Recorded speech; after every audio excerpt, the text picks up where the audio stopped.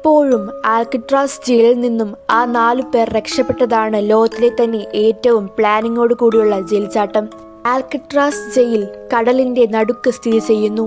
ഈ ജയിലിൽ അതികഠിനമായ സുരക്ഷകളാണ് ഒരുക്കിയിരിക്കുന്നത്. കാരണം മറ്റൊന്നുമല്ല, ലോകത്തിലെ തന്നെ ഏറ്റവും വലിയ കുറ്റവാളികളെ പാർപ്പിച്ചിരിക്കുന്ന ജയിലാണിത്. ഗാങ്സ്റ്റർ അൽ കാപ്പോൺ, ജോർജ് കില്ലി അവരൊക്കെ ഇതിൽപ്പെടും. ഈ ജയിലിൽ നിന്ന് രക്ഷപ്പെടുന്നത് ഒരു സ്വപ്നം മാത്രമാണെന്ന് വിചാരിക്കുമ്പോഴാണ് ആ 4 പേർ അത് ചെയ്തത്. 1962 June 11 Frank Moran, Allen West, Anglin brothers അവരുടെ 6 മാസത്തെ പ്ലാനിങ്ങിനൊടുവിൽ ഹോളിവുഡ് ത്രില്ലറിനെ വെല്ലുന്ന രീതിയിൽ അവർ ആ ജയിലിൽ നിന്നും രക്ഷപ്പെട്ടു. അവർ ആ ജയിലിൽ നിന്ന് ടോയ്ലറ്റ് പേപ്പറും സ്പൂണും റെയിൻകോട്ടും പ്ലേറ്റും സൂക്ഷിച്ചു വെച്ചു.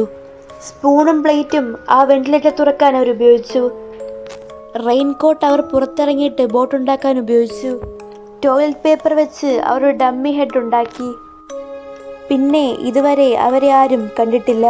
ഈ സംഭവത്തിന് ശേഷം ആ ആൽക്കട്രാസ് ജയിൽ പൂട്ടി.